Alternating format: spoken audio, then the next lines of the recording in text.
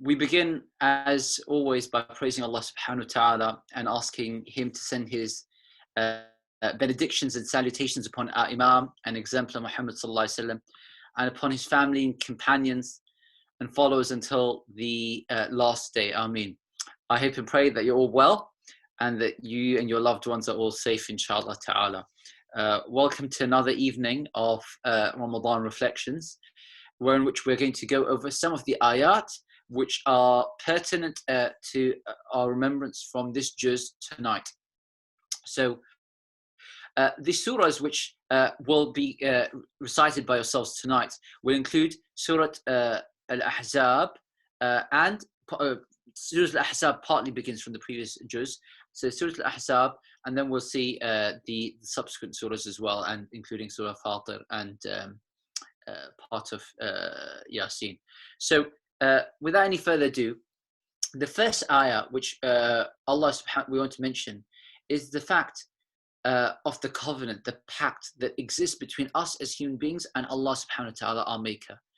I want you to know, brothers and sisters, ladies and gentlemen, that the most important links obviously that exist between any beings or entities are those which are obviously the deepest. So we think that, for example, someone that you've just got to know, I don't know, a child who's made some friends at school, for example, for the first time, or someone you've just come across on the first occasion, passing, fleeting, acquaintance. That's one side. And then you have close sort of relationships, be that within your community, your neighbors, etc. And then you have your family. And then we often make the point, and you have people who share iman, your bonds of, if you like, fraternal, the fraternal bonds of iman, and how deep that is. All of these are deep bonds, but what about the deepest of all bonds? And that is the link, a bondage between the abd, the servant, and their maker and master Allah. That surely, ladies and gentlemen, brothers and sisters, is the deepest of all bonds. It is the most profound, and it is the defining trait of every one of us. And Allah subhanahu wa ta'ala therefore talks about in the Quran in several different places. The mithaq, the covenant. This is not just even a contract, which is huge, but this is sacrosanct, and it is inviolable, and it is something that one will be absolutely asked about, and it is ratified by Allah subhanahu wa ta'ala himself. And so Allah describes in the Quran, مِنَ الْمُؤْمِنِينَ رِجَالٌ صَدَقُوا مَا عَاهَدُوا اللَّهَ عَلَيْهِ. And from the believers are rijal, men. Now the ayah, though it mentions the word men, of course, this is what we say, taghliban, which means it's just mentioned by way of, if we say mankind, it doesn't mean actually restricted to men. It's actually from believing people. There are individuals, there are people, men and women, صَدَقُوا مَا عَاهَدُوا اللَّهَ عَلَيْهِ, who were true to what they took as a covenant between themselves and Allah. That Allah made a covenant with us, and He gave us an option. He gave us an opportunity, and we were true to that opportunity. We're true to that covenant. صَدَقُوا مَا عَاهَدُوا اللَّهَ عَلَيْهِ فَمِنْهُمْ مَنْ قَضَى نَحْبَهُ. And so some of them have fulfilled their covenant, and they fulfilled it up until the point of passing. يَا أَيُّهَا الَّذِينَ آمَنُوا اتَّقُوا اللَّهَ حَقَّ تُقَاتِهِ وَلَا تَمُوتُنَّ إِلَّا وَأَنْتُمْ مُسْلِمُونَ. Oh, you who believe, have the true taqwa of Allah as is befitting of Him, the best of your ability of taqwa, that consciousness of Allah, being wary for His sake. And let none of you pass away except in a state of true, fulfilling, and loving submission and surrender to Allah. Internally giving oneself up towards Allah. And so Allah mentions in the ayah in Surah Al-Ahzab, فَمِنْهُمْ مَنْ قَضَى نَحْبَهُ. Some of them actually did that all the way till the end. وَمِنْهُمْ مَنْ يَنْتَظِرُ. But others, they also were fulfilling that covenant, and they still carry on in wait right the way till the finish point. So they haven't made it to the finish point yet, but they keep their eye on the prize, their eye on the target. They don't let their eye off the ball. They know what it's about. Life is about fulfilling that covenant, that if you like, pact between us as ibad and Allah Jalla wa'ala, the most magnificent, the irresistible, the one who's worthy of all praise. And so And then Allah says, وَمَا بَدَّلُوا تَبْدِيلًا. But they didn't change at all. And the change does not refer to a position in fiqh. It doesn't refer to actually logistical changes. It means your qibla remains the same. Your direction remains the same. Some might wonder, what do you mean al-qibla stays the same? Of course al-qibla stays the same. I do not mean, ladies and gentlemen, brothers and sisters, may Allah subhanahu wa ta'ala shower his blessings and mercies upon all of you, ameen. I do not mean the qibla that we pray towards. Rather, I mean the direction of your life, of your mind, of your heart, of our hearts needs to be towards Allah and his good pleasure. So this is one of the ayat which will be recited tonight, or which were recited today if you recited the juz earlier on today. Another passage which comes within the surah is where Allah subhanahu wa ta'ala, he addresses the Holy Prophet Muhammad sallallahu alaihi wasallam. And there's a discussion which comes up within the surah regarding what he's meant to say to his wives, to his family. And he is told to give them the option between choosing Allah and his messenger, or choosing إن كنت تريدن الحياة الدنيا وزينتها فتعالين أمتعكن وأسرحكن سراحا جميلا. O Prophet, say to your wives that إن كنت تريدن الحياة إن كنتن تريدن الحياة الدنيا وزينتها فتعالين. If it is the worldly life and the pomp and glitter of it, all the glitz and glamour, the supposed nice things from the material plane, then come, فَتَعَالَيْنِ أُمَتِّعْكُنَّ. You will have all of that. وَأُسَرِّحْكُنَّ. And actually, our paths need to part. And you'll be left in a good way, and you carry on along that path. But if it is Allah you want, and his messenger sallallahu alaihi wasallam, and the dar al-akhirah, and the home of the hereafter, then فَإِنَّ اللَّهَ أَعَدَّ لِلْمُحْسِنَاتِ مِنْكُنَّ أَجْرًا عَظِيمًا. Then indeed your master has prepared a most wonderful, wondrous, magnificent preparation and abode for the doers of good amongst yourselves. Now this is addressed to the Prophet ﷺ and for him to his wives.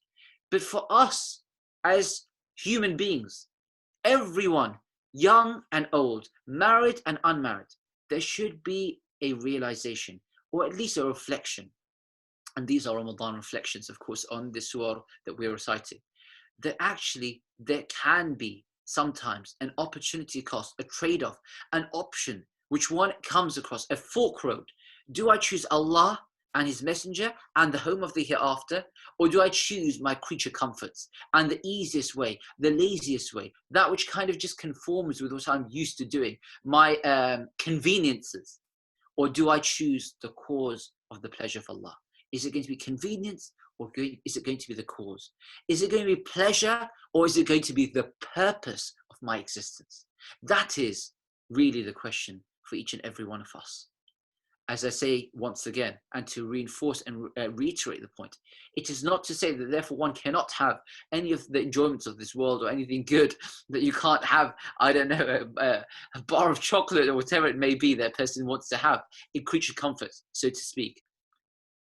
But the priority and the qibla needs to be very, very clear in the minds of the believers.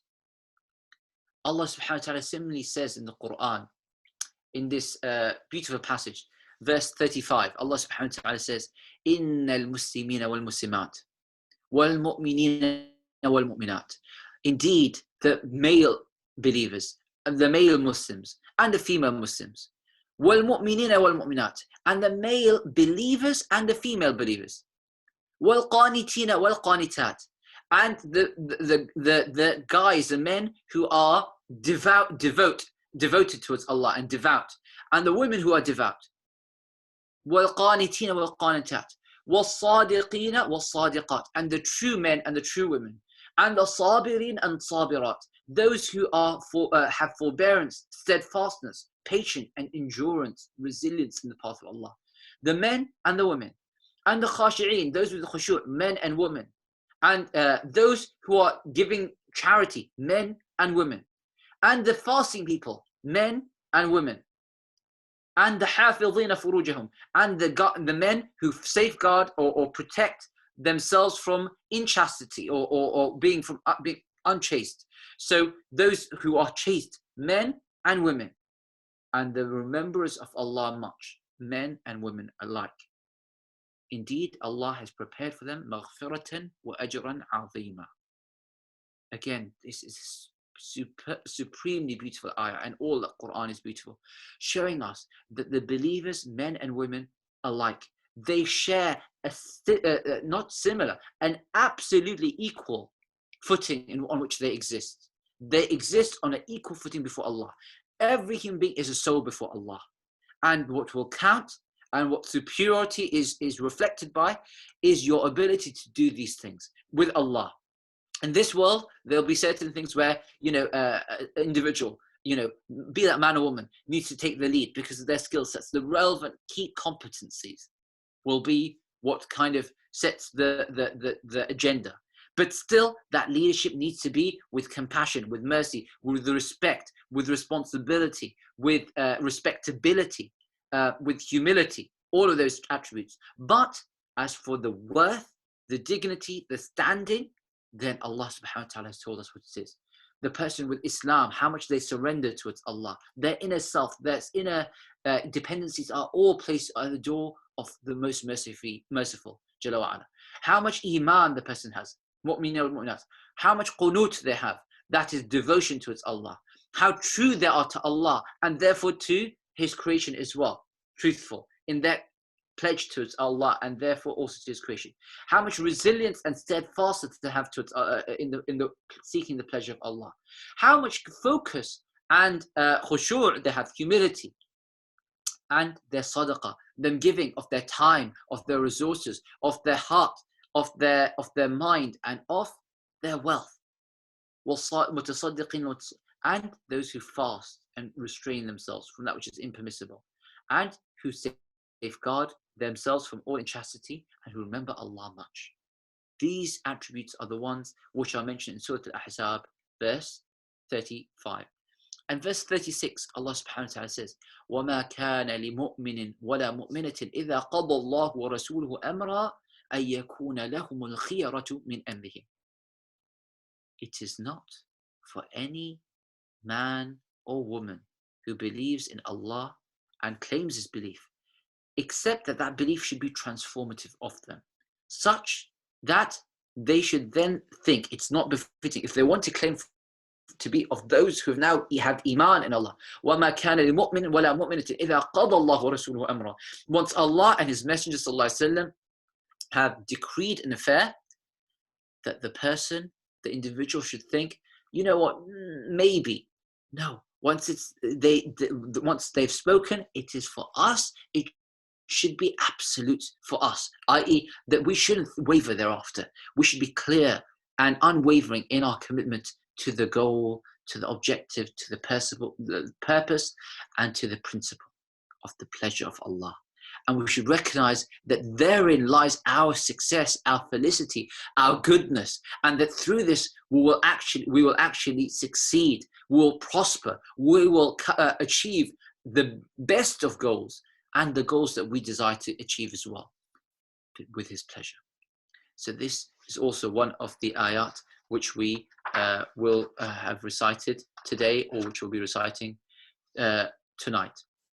In this surah, again, we also have the ayah pertaining to the marriage of the Prophet Muhammad ﷺ to Zainab, who is a relative of the Prophet ﷺ. Generally speaking, there are obviously questions and concerns that people have on the discussion surrounding, if you like, relatives, etc. But that's something which we need to discuss perhaps on a separate occasion. But here, the point was that the Prophet ﷺ, it was decreed in this instance that by revelation, that this marriage was going to be something that would occur. Now, the Prophet ﷺ, he was reluctant to engage in this. And so Allah subhanahu wa ta'ala almost says to him gently, as a teaching instrument to ourselves, to us. He says, وَتَخْشَى النَّاسِ, but do not fear the people. He says, and you feared the people, and Allah is most worthy of your fear. Fear, perhaps better translated as, and you having concern, what are the people going to think? Brothers and sisters, ladies and gentlemen, how many times are we concerned and preoccupied with the thoughts of others? Perhaps even to a point of, it costing us in terms, and people, and community members, in terms of their overall well-being. So focused, so obsessed, sometimes people get with what others are thinking. They just don't lead their own life thereby, and are living their life, other people's life on their behalf, by constantly worrying about them. Who's more worthy of us being concerned about? What people think or what Allah knows of us? So let us, by all means, be considered about what others will think, but never at the cost and the expense of what is pleasing to the Almighty, what is truly profound, what is beautiful, what is fulfilling the purpose of our existence, and our principle of seeking the good pleasure and blessings and grace of Allah subhanahu wa ta'ala. I want to just say one or two last things here. That the Surah Al-Ahzab itself is a surah which has an overarching theme. You notice a huge amount of it, an overwhelming amount of it, all being linked to our connection with the Prophet Muhammad sallallahu alaihi wasallam and his message itself.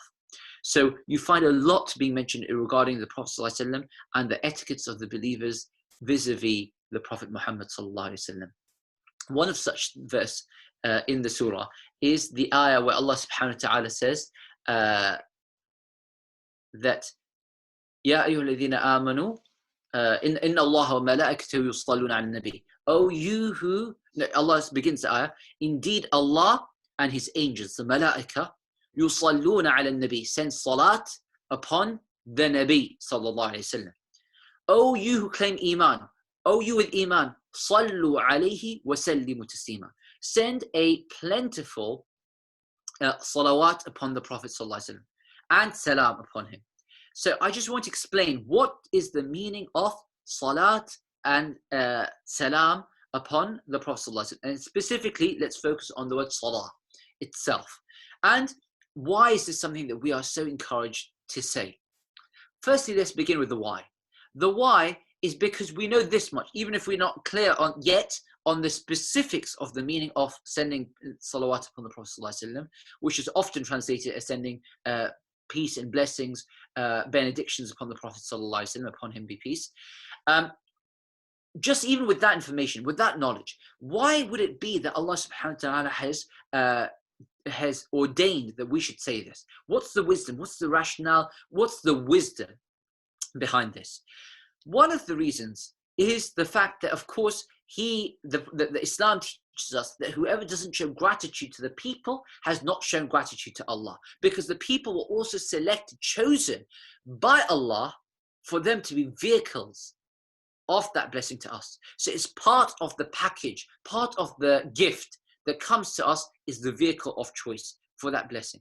So you should always feel a sense of great, deep, and profound gratitude to anyone who is the vehicle chosen by Allah, clearly, by dint of his decree, by dint of his choice, for that to be coming to you.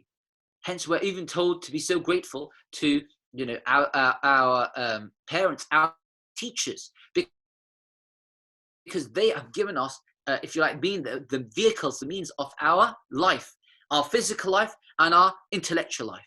The Prophet ﷺ, however, is the vehicle, the means of choice of Allah subhanahu wa ta'ala to send the last of his messages to all of us, and the most important and central aspect of our lives, that which will give birth to our inner life in this world, throughout this life, and in the grave, and for an eternity thereafter, in the hereafter.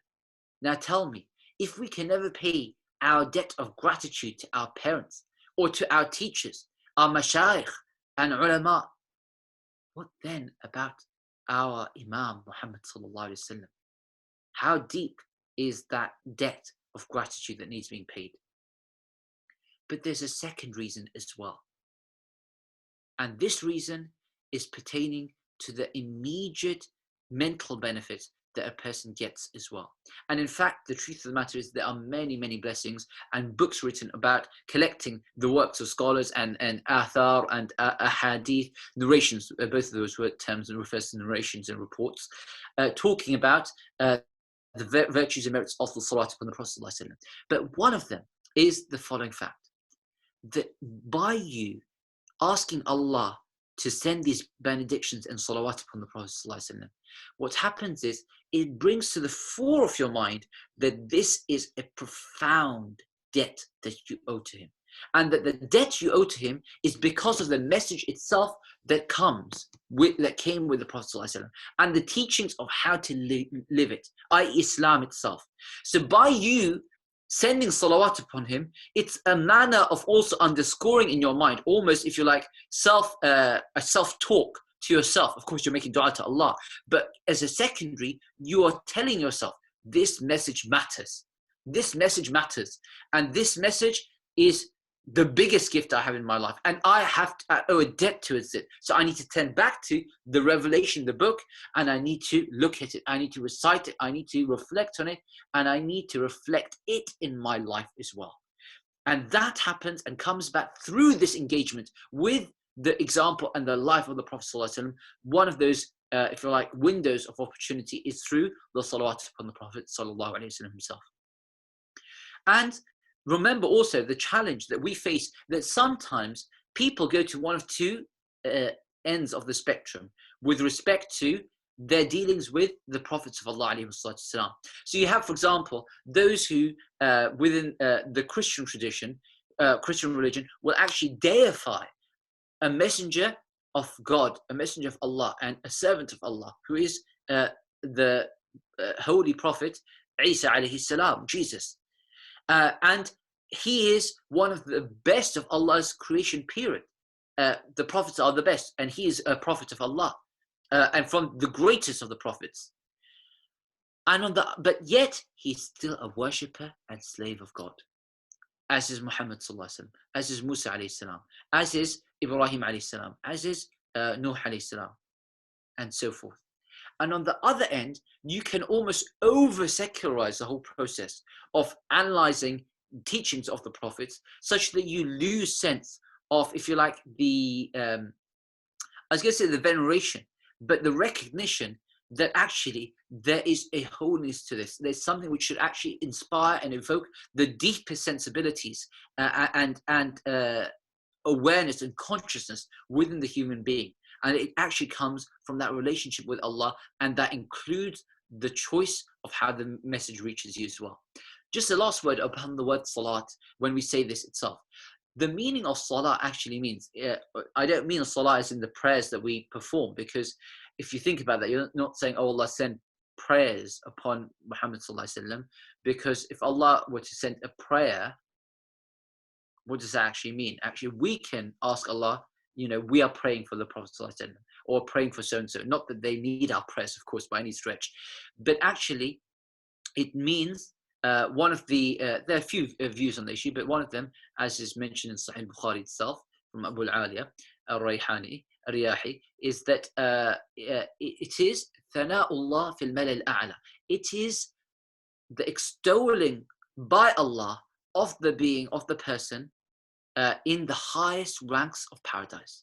It is for Allah for Allah to increase in his praise of that person in the highest abodes of paradise. And of course, he is always praised anyway. His name is Muhammad sallallahu alaihi wasallam, which comes from the word hamd, which is itself praise, the one who's constantly praised. But this is part of the playing out of that reality of who he sallallahu alaihi wasallam was chosen by Allah for this message. So these are some of the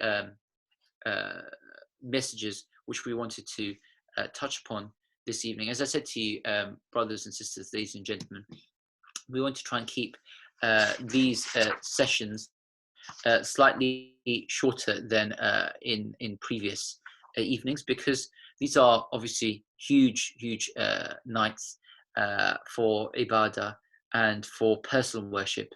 And I don't really want to detract from that. I want us to be, as Allah subhanahu wa ta'ala says in the following surah, in Surah Saba, that وَقَلِيلٌ مِّنْ عِبَادِيَ الشَّكُورِ, that only few of my servants really show shukr to Allah. They have this profound, thick-natured sense that enshrouds them of gratitude directed towards Allah, and therefore also to His creation as a follow-on extension of that. So we want to be with those who show shukr to Allah, that He's given us the opportunity to worship Him in these blessed and profoundly amazing evenings and nights and days as well. So let us focus on that, brothers and sisters, ladies and gentlemen.